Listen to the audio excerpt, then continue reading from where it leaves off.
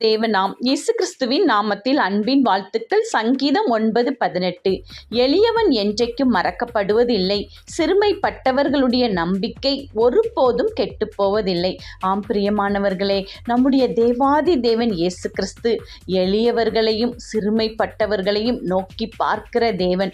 அது மட்டுமல்ல, எளியவர்களுடைய கரங்களை பிடித்து வழிநடத்தி அவர்கள் மறக்காமல் அவர்களுக்கு முன்குறித்ததை அவர்கள் சுதந்திரித்து கொள்ள தேவன் கூடவே செல்வார். அது மட்டுமல்ல, சிறுமைப்பட்டு வேதனையோடு நிந்தனையோடு இருக்கிறவர்களை ஒருபோதும் அவர் கெட்டு போக விடுகிறதே இல்லை.